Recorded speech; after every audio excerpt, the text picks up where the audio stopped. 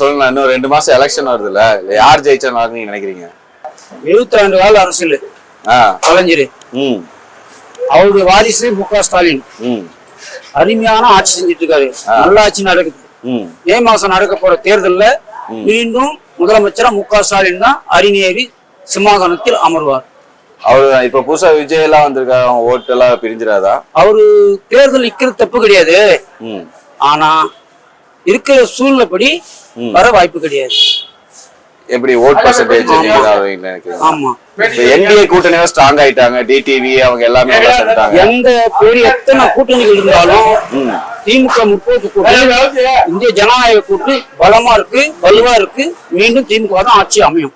அப்படியே மக்கள் நிறைய பேர் அதிருப்தி தெரிவிக்கிறாங்க, அதை எப்படி பாக்குறீங்க? அதாவது வேண்டாதவங்க ஒரு தலைவர் பேசுவாங்க தான், அதுக்காக கழகம் ஏத்துக்காது. அதனால நாங்க வருத்தப்பட பொறுத்து இல்லை, கழகம் வருத்தப்படாது. அதனால 100% வந்துட்டு 100%. சரி, இப்ப டிஎம்கே வருதா வச்சுக்குவோம். நம்ம இப்ப வந்தா உங்களுக்கு உங்க சுத்தி வந்துட்டு என்ன கோரிக்கை வைக்கணும்னு நினைக்கிறீங்க? எங்களுக்கு இது கொஞ்சம் சரி பண்ணி கொடுத்தா நல்லா இருக்கும்னா எதை சொல்லுவீங்க? அதுக்கு தேர்தல் பிரச்சாரத்துல முக்கியமா வாக்குறுதி கொடுப்பாங்க. இந்த வருஷம் போனவரை கொடுத்த வாக்குறுதி எல்லாமே நிறைவேற்றிட்டா நினைக்கிறீங்களா? 75% நிறைவேற்றிட்டாங்க. சென்ட்ரல் கவர்மெண்ட் நிதி கொடுத்தாதான் தமிழ்நாடு கவர்மெண்ட் செய்ய முடியும். அந்த கவர்மெண்ட் தரையா சரியா? அதனால நிவாரண நிதி, வளர்ச்சி நிதி இதுக்கெல்லாம் எதுவுமே தர கிடையாது. ஒரு 6-7 மாநிலத்தை மோடி ஒதுக்குறாரு. அதனால நிதி தர காரணத்தால 75% தடையா இருக்கும். 75% நடைபெற்று இருக்கு, 25% தடையா இருக்கும்.